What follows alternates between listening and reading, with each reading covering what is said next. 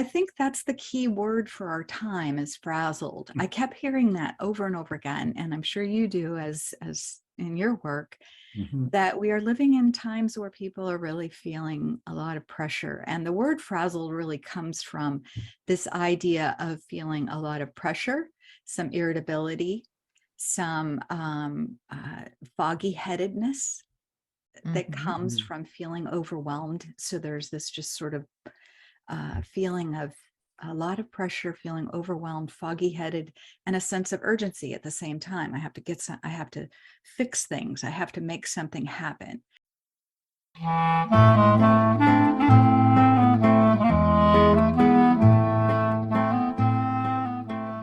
Welcome to Couples Therapy in 7 Words. I am your co-host, Judy Alexander, and I'm here with my husband, Dr. Bruce Chalmer. Well, hello, Judy, and hello, viewers and listeners. We're back to video this time. We have an interview today, and so, Judy, tell folks the title of our episode. It is called Frazzlebrain, an interview with Dr. Gina Simmons Schneider. So, it's a wonderful, she got that word, and she has frazzlebrain.com. It's so cool. What a great word. And you already know what it means. Just think about it. Frazzlebrain. It is. She writes about. Yes, it's onomatopoetic, and it is what it sounds It like. is what it sounds like. And so if you would like to learn more about how you might address your frazzle brain, and don't we all have it to some extent Yes, we anyway, stay tuned for our Stick interview around. with Gina Simmons Schneider. Really fascinating, had a lot to say, and we really enjoyed it. So before we do that, we're going to put in a brief word for our podcast. Please let people know we have a new website that will be coming out in the next few weeks, so check for that at ctn7.com. That's where you have access to all of our episodes. You'll be you can already, wherever you get your podcast from, you should subscribe and rate and all that kind of stuff. Tell folks about it. And also, we want to put in a word for what did I do? The book. The book The that book. started this podcast, which is Reigniting the Spark, Why Stable Relationships Lose Intimacy and How to Get It Back. And that is available anywhere books are sold. And I am telling people now, be on the lookout. Again, it's another 2-3 months probably. My new book, which is called It's Not About Communication, Why Everything You Know About Couples Therapy is Wrong. That book is going to be coming out pretty shortly as well. So watch for that. So we will be going to our interview with Dr. Schneider. Judy will be introducing her, and we will see you on the other side. Our guest today is Dr. Gina Simmons Schneider. Dr. Schneider is a licensed psychotherapist, executive coach, and corporate trainer. She serves as co-director of Schneider Counseling and Corporate Solutions. She is the author of Frazzlebrain, Break Free from Anxiety, Anger, and Stress Using Advanced Discoveries in Neuropsychology. Dr. Schneider is a coping skills expert with more than 25 years of experience helping people regulate difficult emotions and conflicts. Dr. Schneider provides training for Fortune 500 companies and other organizations. Gina, welcome to Couples Therapy in 7 Words. Oh, thank you so much. It's a pleasure to talk with both of you. I love your show. Oh, Well, I'm glad to hear it. Nice to hear. So why don't we start off by asking you, how did you get into the work you do? And just tell us about your own journey. Well, I had a very winding path to get to where I am today. I love a lot of change and variety, and I actually started out in poverty. We grew up in poverty, single mom, started working at 15, and lied about my age, which was awkward because I looked about 13. But it was good training to sort of realize that there are a lot of people, a lot of young people that have to go to work to help support their families in America. And so what we did was I dropped out of high school and went into correspondence school, and ironically enough ended up being listed as distinguished alumni of the high school I dropped out of. My friend went to a high school reunion and said, "Hey, you're the only woman listed in the distinguished alumni." And I'm like, "What?" I guess you count as an alumna, even though you didn't actually graduate from there. Exactly. At least they want So I credit thought for you that anyway. that was kind of strange, Yeah. but yeah, supported myself through college, and then originally wanted to be an entertainer because I played guitar and sang, and all my friends were musicians, and so tried to go that pathway. And at the same time, was really interested in psychology and did a lot of reading there. So anyway, long story short, started working in juvenile diversion programs, helping young people who got in trouble with the law. And I worked in it with incarcerated youth, and worked with youth on probation and for the probation department, and continued with my education, and eventually got my doctorate in psychology, and started a private practice. And in my private practice, one of the things we did was we did debriefings after workplace shootings. Oh my. So, that was highly stressful work where you go in and really try to help people recover from something really horrific. Workplace suicides and shootings and workplace violence situations. So we did that for a while, and of course, really wanted to get into prevention because the most important thing really is to try to stop these things from happening. And you can prevent things like that from happening with corporate trainings on conflict resolution, corporate training on how to manage these difficult situations more effectively. And so that's how we got into the sort of corporate consulting, conflict management end. So my private practice really looks at how helping couples and individuals manage really difficult emotions so that they are behaving in a more effective way in their lives and in their relationships. And then also helping people in the workplace, both managers that are dealing with difficult employees and employees who are dealing with difficult managers, like the bullying boss and that sort of situation. Mhm. It's interesting when you're talking about sort of managing emotions. That kind of leads nicely into that amazing title you have there, Frazzlebrain. What a Thank great you. word. Can you tell us about that and what inspired you to write the book?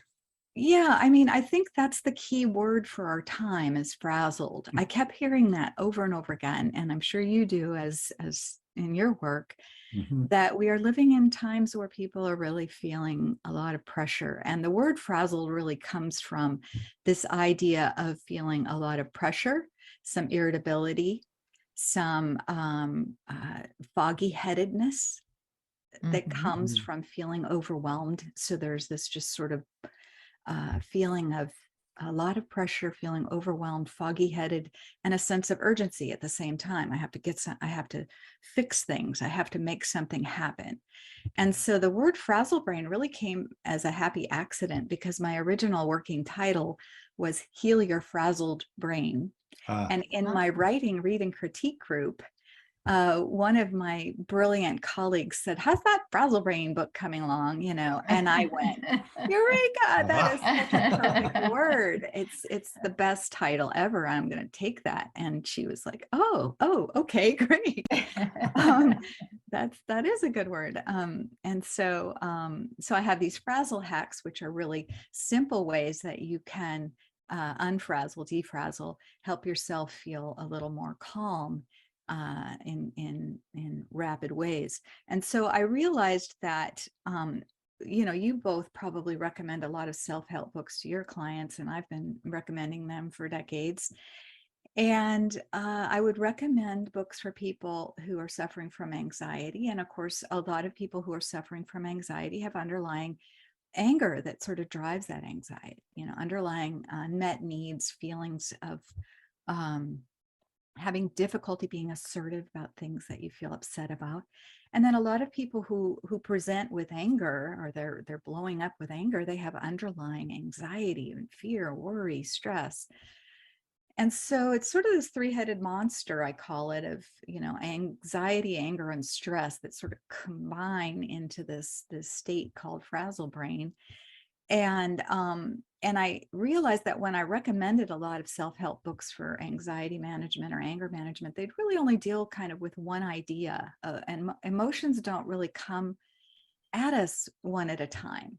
Mm. Like, okay, now you get to feel joy. Okay, now you get to, you know, Right. it's more life comes at us, and, you know, Yeah. we're excited about a promotion at work, but we found out a dear friend has a diagnosis of cancer, and our child has a learning disability, and, you know, we got to take the car in, and, you know, so that's how life comes at us. It's just Mhm. multiple things that we have emotional reactions to. And so I call that condition frazzlebrain. And so what I try to help people with is sort of how do you cope with all of these things coming at you? And, you know, how do you pause and take a moment, you know, How to do care you? for yourself, right? Good question. That is a great question. Can you talk about how you do that? Well, one of the things is I teach people you know, how to pause. I call them frazzle hacks. And most of the frazzle hacks, or little ways to defrazzle, that I offer in my book, they always begin with some kind of centering exercise. And usually it starts with breathing, because we take that everywhere we go. We take our capacity to breathe everywhere we are. And if we're in a meeting, a business meeting, we can breathe. And if we're, you know, trying to deal with a panic attack that we're getting when we're trying to go to sleep at night, we can breathe. And a lot of people read about and learn about breathing techniques, but they don't do them. You Mm. know, it's like a lot of times Mhm. people, the two words that get in the way of any change are, I know. You know, it's like, I know I'm supposed to breathe. But they don't do it, you know, because it Mhm. seems like it has to, if it's a complicated problem, it has to be a complicated solution. Mm. And so people just go, well, you know, what is breathing going to do for me? I need to fix the entire rest of my life. Mm. And so Sounds that's what like you. makes you feel overwhelmed, is you feel like you have to fix the whole rest of your life, right? So Mhm. you don't, actually don't. So I have people start with the simple soothe breathing, or box breathing, it's called in the military, or where you inhale through your nose to the count of 6, and you hold your breath for 6 counts, and then you breathe out through your mouth for 6 counts.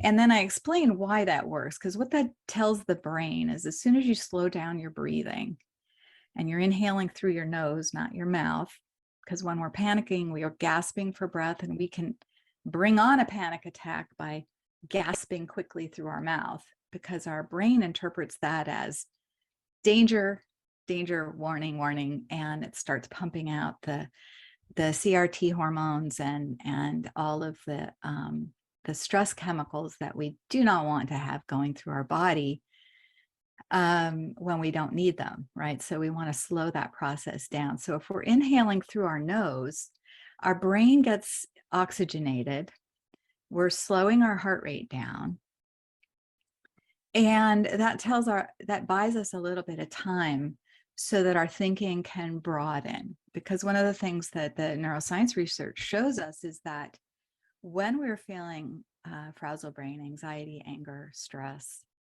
our visual field literally narrows. We literally see less, and our thinking becomes very binary. It's like safe versus danger. Mm. Yeah, whole chunks of neocortex basically shut down when you reach a certain level of, I often point that out to folks, that it's, you know, there's a physiological thing here. You just need to buy yourself, it's, what is it, 300 or 400 milliseconds? It's a fraction Yes, of a second, but that's enough so yes. that the process doesn't immediately cascade. But if you don't buy that time, then you're kind of off and running. Right. And if you know that as a coping skill, for example, if Mhm. you've been practicing that as a coping skill, deep breathing, slow down, don't act first, you know, because then you're just reacting. But give yourself a few moments to calm your nervous system before you start acting on a situation, that you're much, much more effective. And you're right, it just takes a few seconds. It's not like you need hours. And in fact, one of the things when I was teaching psychology at a local college, and I had just given a lecture on you know, how eyewitness testimony is not very good sometimes, because people are flooded with these stress chemicals, and they're literally not seeing very much of the visual field. And if you're seeing things in your peripheral vision, you don't see colors because you have to see things straight on to really see the full color spectrum that the human eye can see. And so you're not going to give a very good eyewitness testimony if somebody's running out of the corner of your eye and you're not even get the color of their skin right, and the color of what they're wearing right, and the color of the getaway car right. And so I had just given this lecture, and like 2 days later or something, one of my students was working at a store that was robbed by 2 gunmen who came in and started shooting at the ceiling. And she had that in her mind. Okay, deep breathing through your nose. You can't see everything clearly if it's out of the corner of your eye. So she lay down on the floor like everybody else. It was a horrifying experience, but she had these coping skills and she just walked herself through them. Deep breathing, it lowered her heart rate. She was able to turn her head and get a really good description of the 3 gunmen. I think she said there were 3. It was terrifying. And she got their height because there was a height chart on the door. Wow. She got their colors of what they were wearing. And she intentionally did that just on the basis of that lecture and being able to calm her nervous system down and have a more effective way of coping with a really terrifying experience. So even if you're at the extremes of experience, a life-threatening, potentially life-threatening experience, or just an argument with your spouse, deep breathing through your nose and holding your breath for a few seconds and then slowly breathing out through your mouth is going to get your brain thinking more effectively, more broadly, and you're literally going to see more. You're going to notice more information that is going to help you be more effective in that situation. And that's just a simple little few second thing to do. And then it helps to be thinking about how to be more effective too. And so there are some, my book is broken up into sort of 3 sections. It's focused thoughts, like certain thoughts are going to help you be more effective, and intentional behaviors. So behaviors you do on purpose that are going to calm you down, and the breathing is one of them.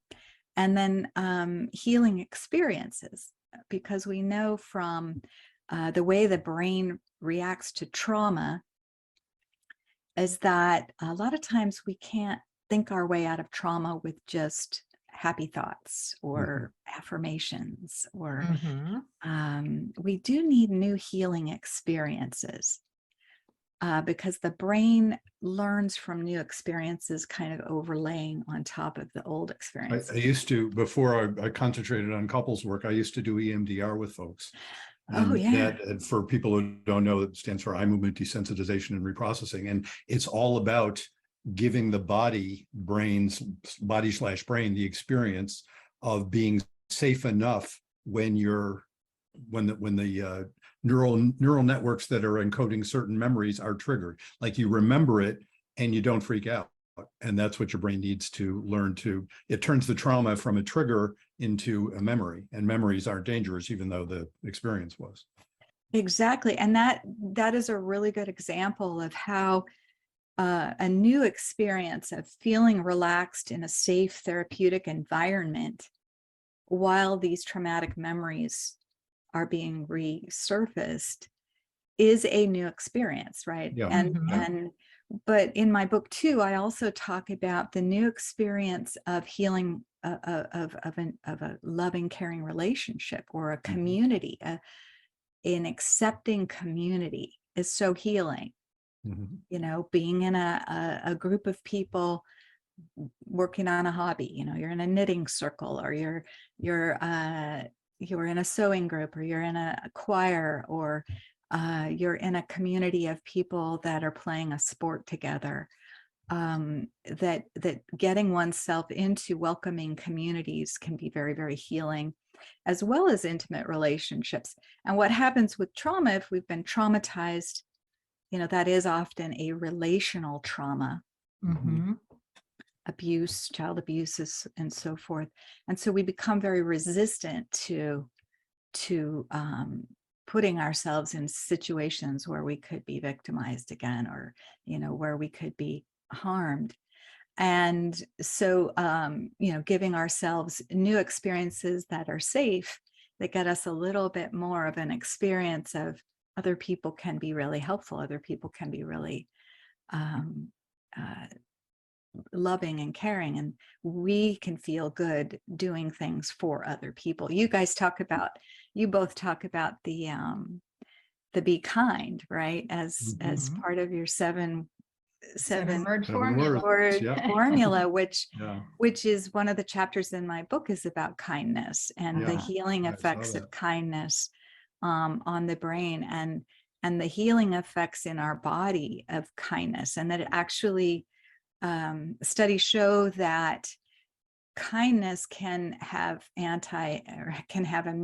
positive immunity effects, and make us less likely to get sick, less likely to get colds and flus.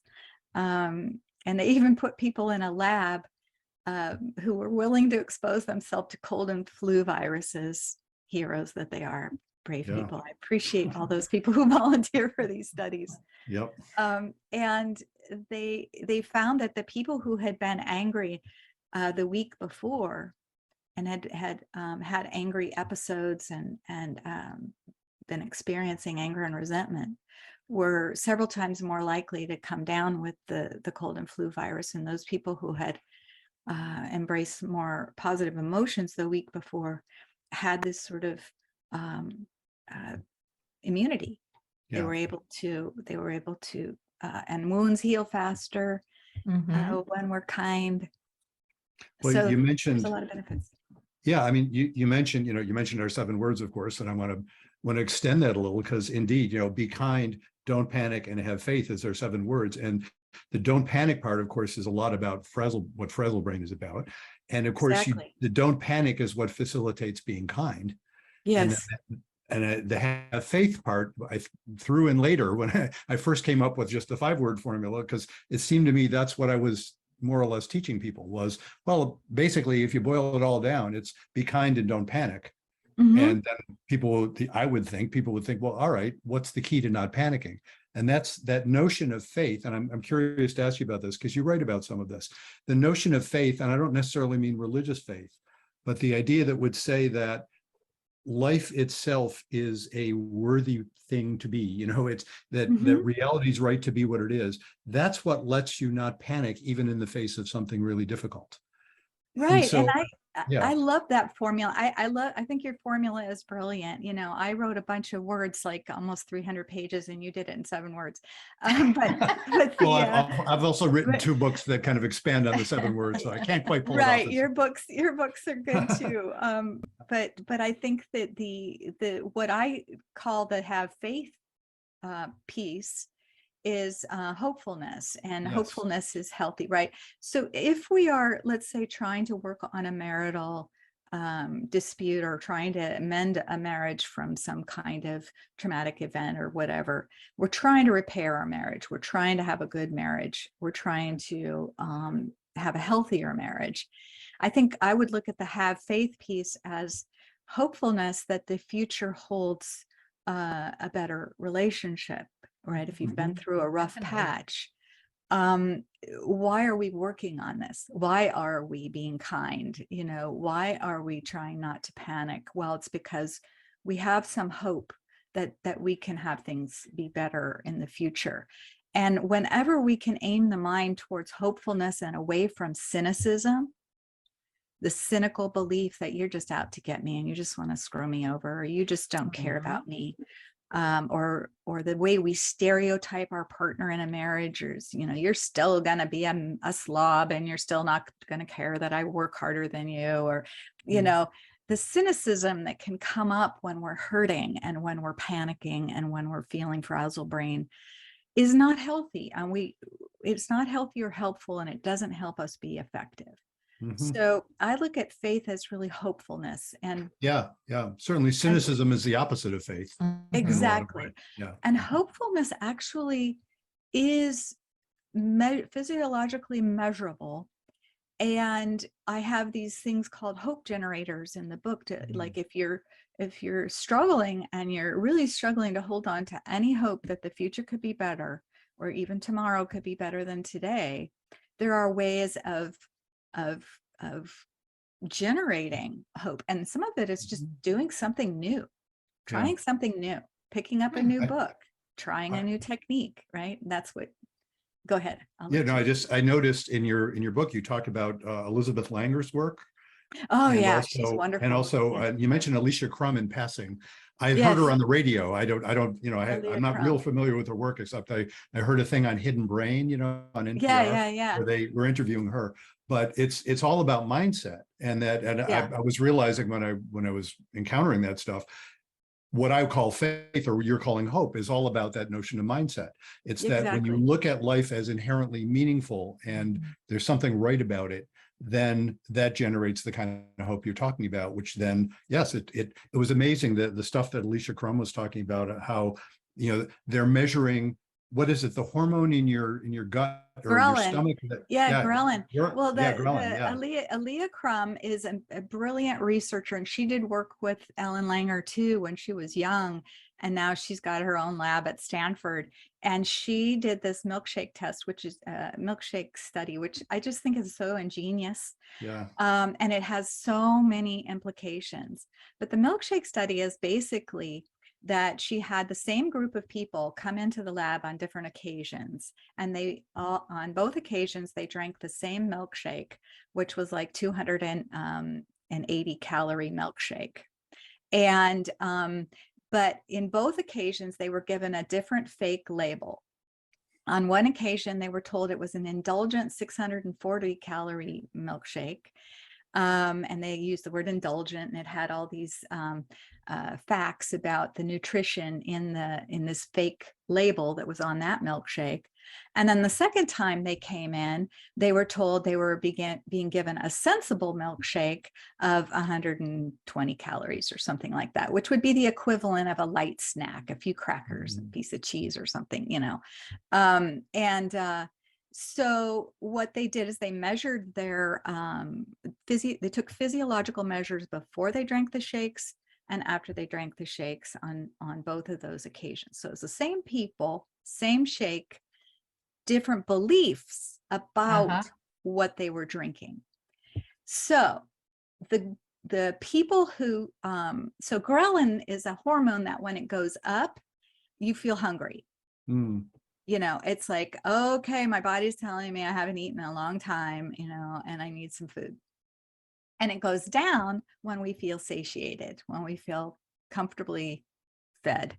So the people who thought they had 600 calories, which is a lot of calories, it's big meal kind of calorie count, their ghrelin levels just dropped dramatically. So they didn't get hungry for a very, very long time.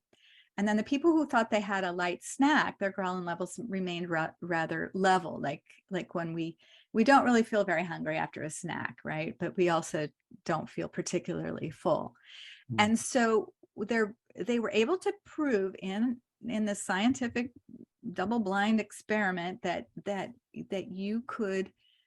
your beliefs control your hormones, hormones, what you believe, and so that has massive implications for dieting. And then the other study that I thought was really interesting about belief was the Ellen Langer study on maids, and Aaliyah Crum was part of that one too. And where they were looking for how beliefs affect our metabolism and how and our body and our physiology. And so they found that motel maids are people who actually are doing a lot of physical labor all day long. They're changing bed sheets, they're walking, they're pushing carts, they're bending over and lifting up towels off the floor. They're doing a lot of physical labor for a good solid 8 hours, but they don't believe that they really get enough exercise. And so they divided them into two groups, and they all did the same labor, randomly divided them into two groups. And then one group, they told that they were getting the exact amount of exercise that the Surgeon General recommends for a really healthy amount of exercise. And that's actually accurate, right? Oh, In yeah. other words, they weren't lying to them like they did with the milkshake people. That's really the truth. It's really the truth. Yeah. If you're doing physical labor and you're walking all day, you're getting plenty of Oh exercise. yeah. Now, Mhm. you may need stretching or relax. You may actually need more rest, Mhm. at the end of a day than exercise. And so they found that the group that was told they got plenty of exercise, when they measured them before and after the experiment, that they actually lost weight, that their health measures improved, their cholesterol levels improved, their waistline got smaller, and their BMI went down, which is often a measure of overall body mass. Mhm. So just from a month of believing that they were getting enough Yeah. exercise. Yeah, it's kind of like all the studies that they're doing now with the placebo effect. Exactly. Which you also talk exactly. about with your book. Right, Yeah. right. Mhm. So, Yeah, and I'm fascinated by that too, because it's back to that idea of intentional thoughts. If really looking, I have become so focused now on what is my mind telling me about what is going on in my life. Mm. We don't tend to examine that.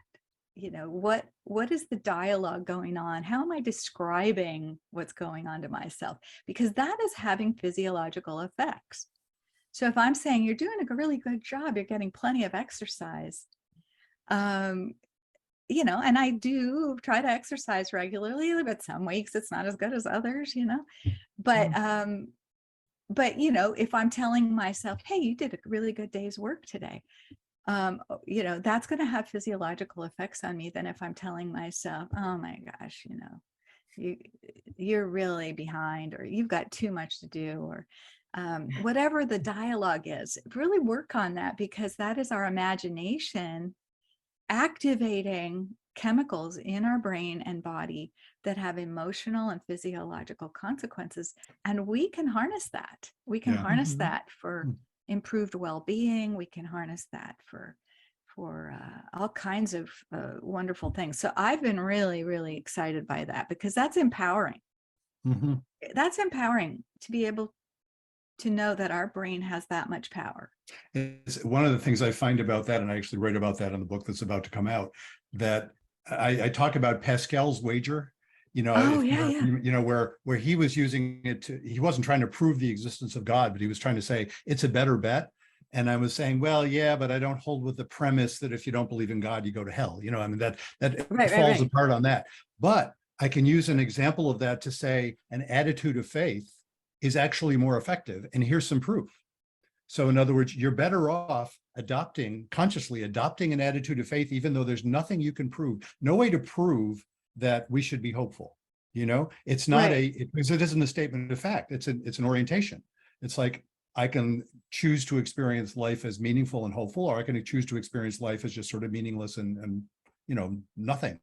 And the choice to experience it as meaningful, as manifest in the ways you're describing, actually has positive physiological effects. Mhm. So it's a good bet, from that And perspective. the cynicism has, if we are chronically cynical, Mm-hmm.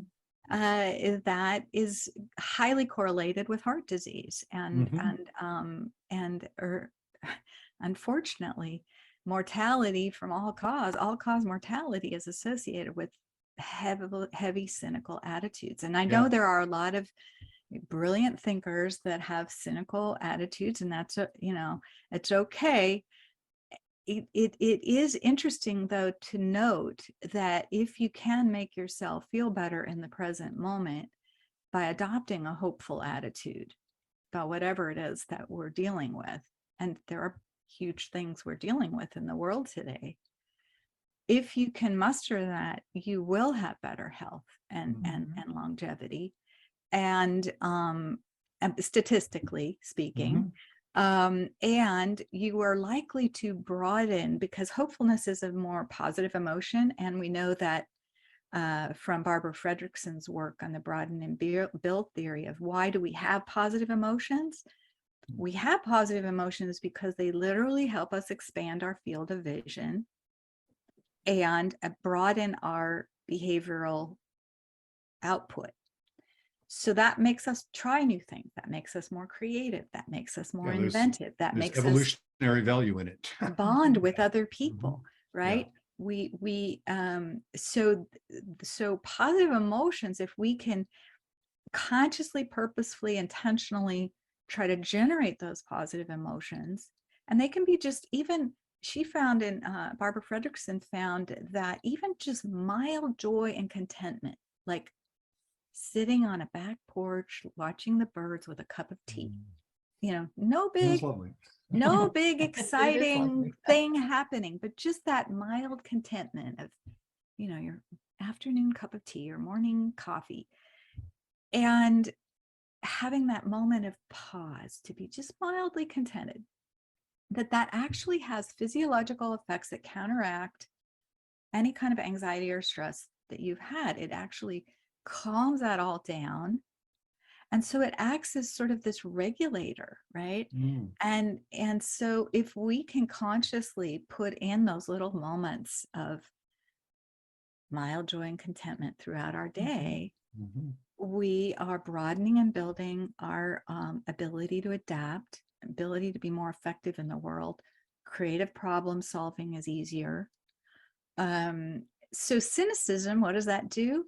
It narrows us down. It Yeah. says, it makes us say no. It shuts us You know, down. the way you're describing it, it is sounding more possible than, as you said before, than trying to say, well, I have to solve all my problems. It's like, no, you can go at it from a fairly, easy bottom up perspective, and that helps too. This might be a good time to segue into our, we have a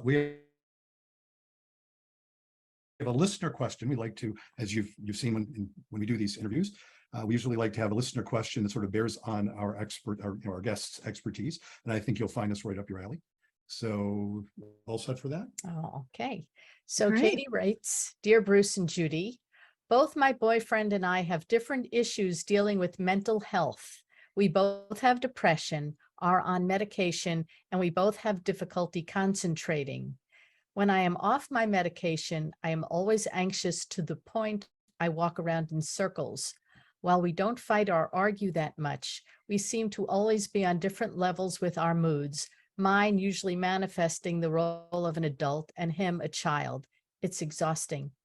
I feel like there's this generation of men who were born from the late 70s to early 90s, or maybe after, who just can't figure out how to function, either without the help of someone like a mother figure or without being medicated. I also feel like this generation of millennials, mainly men, are quick to blame all their issues on some underlying condition rather than take accountability for their own actions or lack thereof. I feel like a generation of girls and or women were given a lot of responsibility very early, which is one of the reasons we often label one another or ourselves as high strung. In many ways, there is this feeling inside where I take on the burdens of other women in my family or even outside the home, which can result in an argument that goes from something asinine to us blaming one another for what happened years ago. Do you think many of the problems with focus and attention could be a result of the familial household being split from an early age? We both are children of divorce. Do you think there's an underlying difference between the ways men and women can cope or not cope with anxiety once they reach adulthood, which is a direct correlation to what their household was like as an adolescent? Big questions, Katie, and sounds like you're a deep thinker. And you've been thinking quite deeply about where does this all come from. And we do know that anxiety and depression can be inherited genetically. We can inherit a predisposition to anxiety and depression. You can see that in temperament in babies sometimes, where babies, if you've had more than one child, which I have, they all have different temperaments from birth.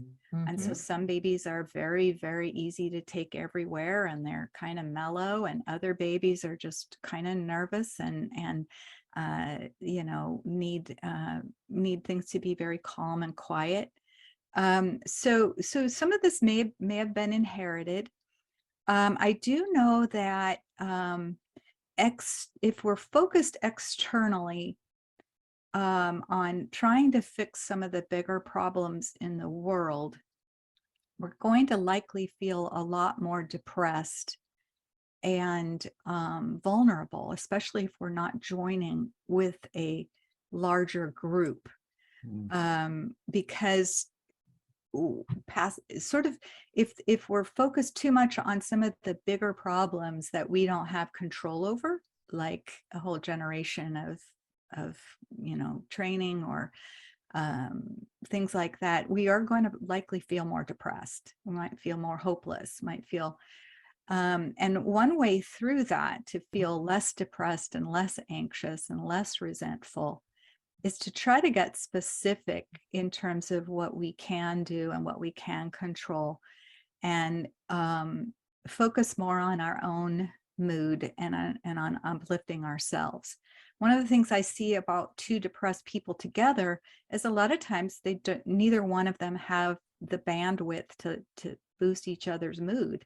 And so you kind of need external stimulation that might be uplifting.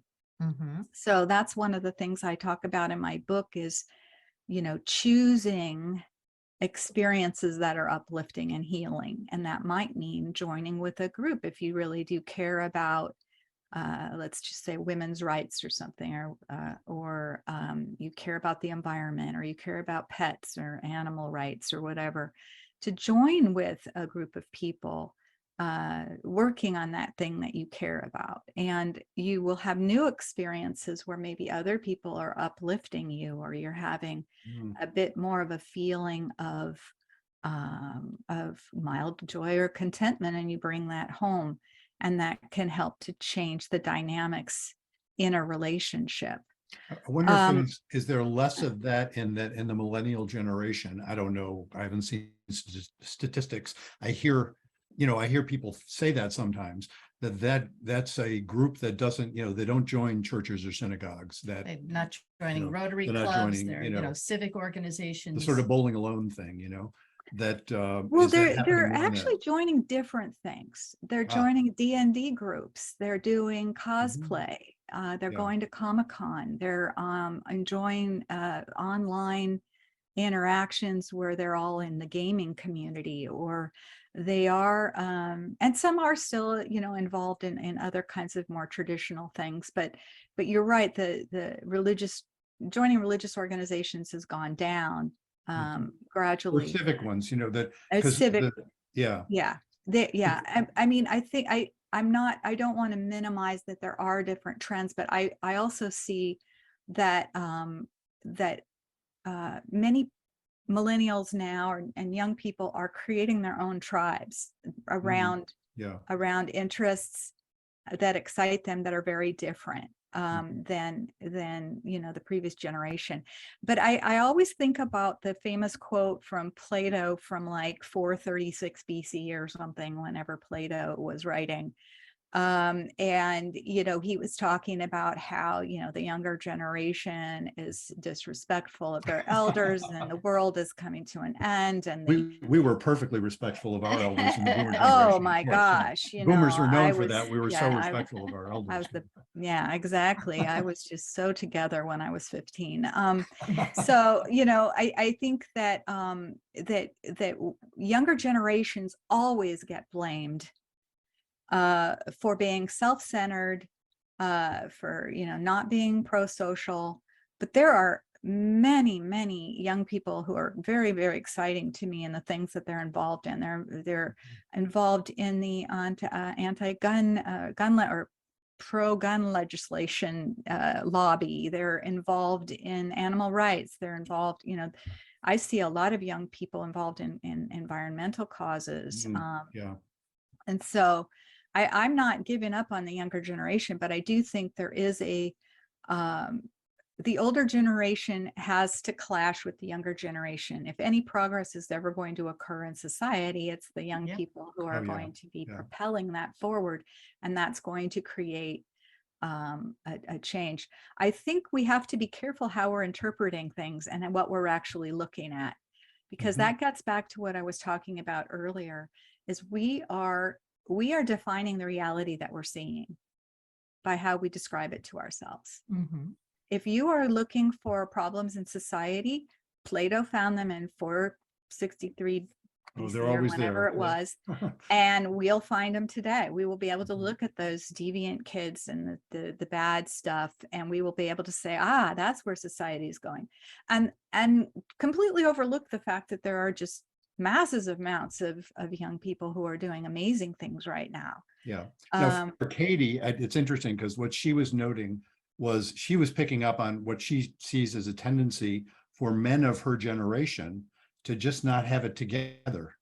Not like men of my generation all had it together either, frankly, but there is that tendency. I have noted that from folks as well. I hear it mostly from women and then men trying to cope with this sense that these men don't quite seem to know how to get it together in ways that, women are end up being very anxious about it, but women seem to succeed better. If you look at statistics in the top colleges, they have to reduce their standards to let enough men in, because otherwise it would be overwhelmingly women.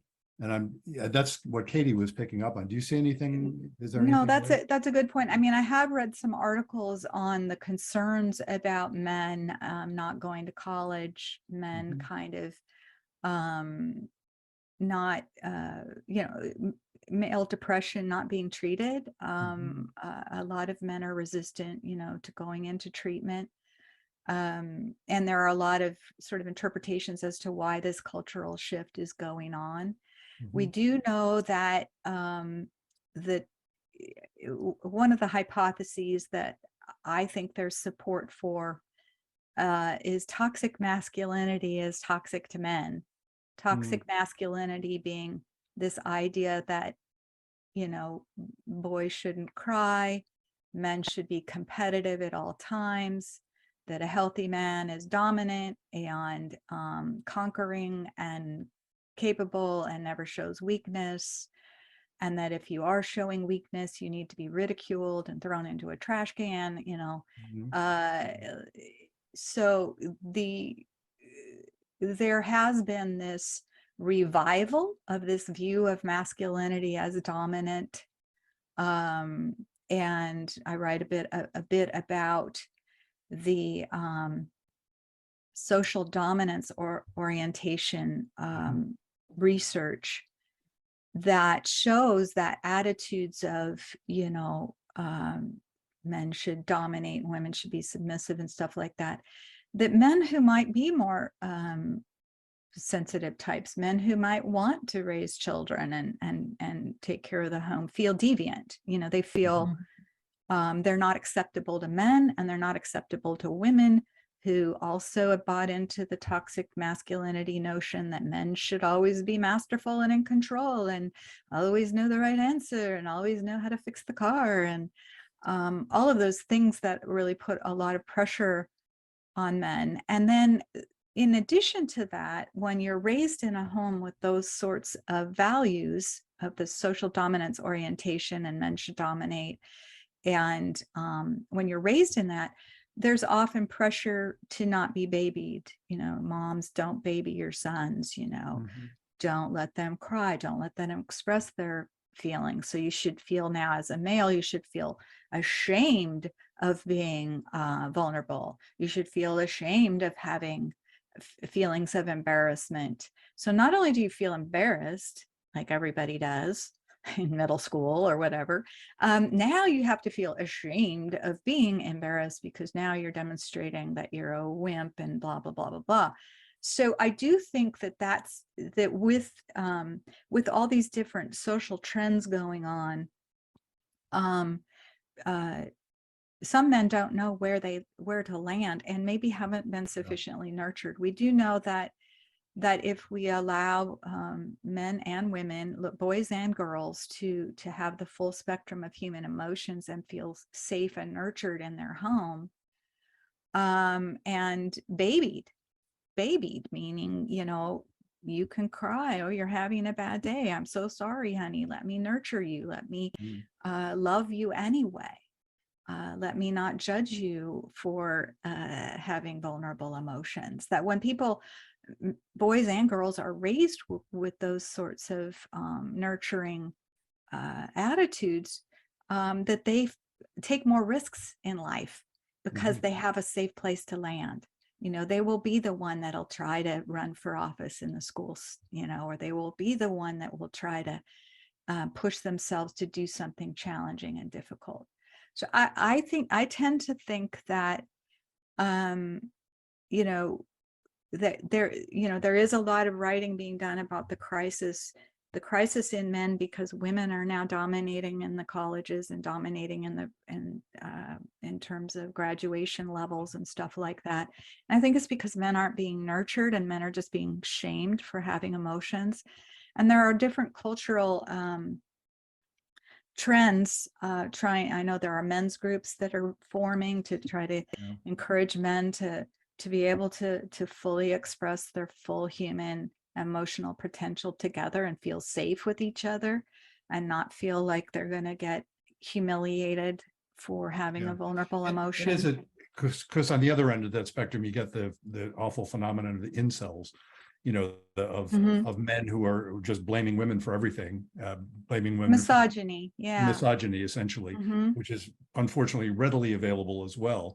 But Right. it is tricky. I think, speaking as a man, it's um, especially the generation after me. I'm 71. I'm a boomer. It was maybe somewhat true in my generation, but even more after. Women were learning language that, feminism was giving women language of assertion and power, long overdue, and as many of us would feel. And we as men didn't know how to cope with that. We don't know, it used to be, this is my pet theory, Mhm. used to be that for a high school boy to impress a high school girl, he had to have prospects. Boy, is that an old-fashioned word, Mhm. he had to have prospects, he had to show that he was going to be able to support a family, because that was Mhm. necessary, because the options for women to support a family were so horrible. I mean, they were Mhm. just, lacking. And so women, both men and women, figured, well, okay, if you're going to attract each other, you better be able to fulfill that role. And as women, I think, fortunately, as women have been able to excel in all sorts of fields, still there's a gap, but it's a lot less than it used to be. More women lawyers, doctors, Sure. are graduating than men. So as that has happened, men have not known how to impress a girl. A boy doesn't know how to impress a girl anymore, Well, or I think doesn't it's have getting to. to the point where you say, like, why do we need men? Because now we can go out and we can earn livings, we can, make money, we can have babies without men. Yeah. So where is that place for men? And it's been interesting over the years, as I've noted, a fair number of times I've had couples where the woman is well educated, sort of powerful in her ways of being in the world, and then and finds a man who is a well-meaning, and I don't mean to be putting him down at all. They get along well, Mhm. and then they want to have children. So she gets pregnant and she has the baby, and they come in, a year later or something like that, and she is, against her own will, almost, she's pissed off, because she's saying, I didn't want to give birth to have somebody else raise my child, and yet I also didn't want to be one of those women that was totally dependent on men. And the guy doesn't know what to do. And often she's found a guy who is just fine being the house husband. He's cool, but she's not. That's what's been Right. fascinating. It's like, contrary to the zeitgeist, it's like she's doing a wrong thing by thinking that. And yet she's really pissed off, saying, I want you to have a better job than me so that I can stay home with the kid. And he doesn't, and she doesn't, and they're having to cope with that. And We I live in think interesting those times. are those internalized sort of sexual stereotypes that we all Mhm. have, right? Even if you like to think of yourself as liberated, or an independent woman or whatever, once you have children, there are practical considerations. Who's going Yeah, to take, and there are biological, often a lot of women don't know how they're going to feel until they have a baby. They yeah, Right. think they're yeah. going to be fine with going to work, and then they find out biologically it feels really, really wrong, Mhm. to be away from an infant all day when you've just given birth. So a lot of people are having to negotiate all of these roles and having to learn how to communicate. And that's why they need marriage counselors. But I think these social trends and social norms have changed throughout human civilization. I mean, there've always been shifts based on survival. I mean, a lot of the reason the feminist movement was necessary is because the model didn't work. Men would die, Yeah, and a of woman didn't course. have property because she couldn't own property, and then babies are in the streets in poverty, and moms are begging, and Oh, yeah. the model didn't work because you can't always rely on a male provider, right? Mhm. Different And society now too, and now, very right, different. we don't make most of our money from physical labor. Mhm. So the advantage men have at upper body strength is still really important in a lot of occupations. Mhm. But there are many occupations that don't require upper body strength and the things that men are better at biologically. So yeah, what do we do? I mean, I think that it is about trying, I think, to find our common humanity and uh, to break away. I think it all comes back to toxic masculinity, and I don't mean in men, it's in women Yeah. too. It's Mhm. the contempt that women have for a man's vulnerability. Mm. If you're a woman who wants to be treated like an equal, and you are contemptuous of your husband who's stressed out and worried that he might lose his job, and telling him to man up, you're demeaning his full humanity, and you're not being supportive, and you're not Yeah. helping your family. And so I do think that makes men feel more and more isolated and lonely, especially many men. The only person that they can really be vulnerable with often is their partner. Sure. For heterosexual men, and and homosexual men, sometimes they don't communicate. It's really funny. It's often a male thing to just not talk about feelings, not talk about vulnerable Yeah. emotions, just because it's so socialized Mhm. to be wrong. It's so socialized to be just you're not supposed to talk about all that stuff. Yeah, sure.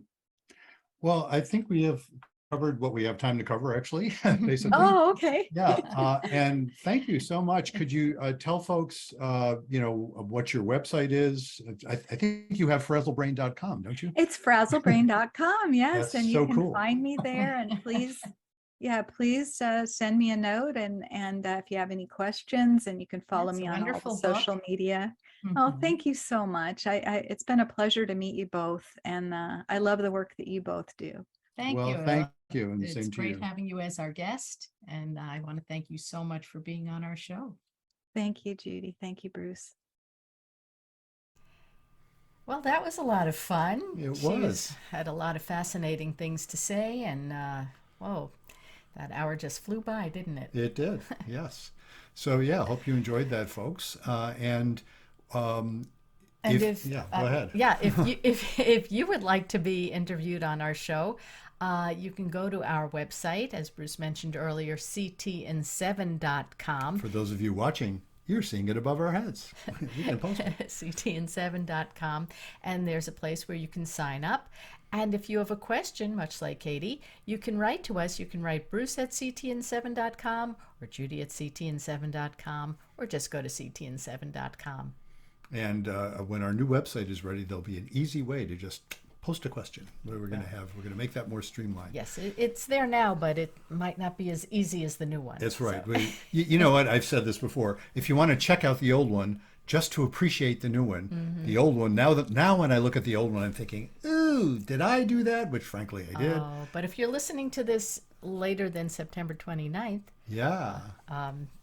Well, it's not up on September 29th. I know, I'm saying if you're listening, If you listen to this, a few it should be weeks down right, the line, we 'cause should have the new somebody website. could be listening to this in 2024. Oh, absolutely. And they'll think we have a new website coming. That's a good point. Yes, our Who new knows? We website might. is coming out in October or so of 2022. That's when we're recording this on September 29th, 2022. And happy birthday, Ella. Oh, that's right. Happy birthday to our oldest grandchild. This is her 8th birthday today.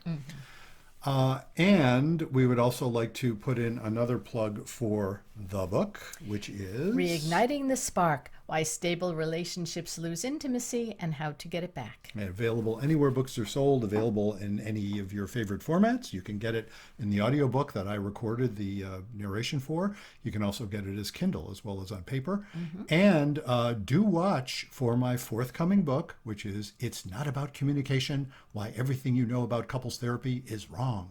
Watch for that book. It's going to be out sometime, I'm hoping by the end of 2022. If not, it'll be early 2023. We will see. Okay. So watch for that as well. So until next time, Remember, be kind don't panic. and have faith.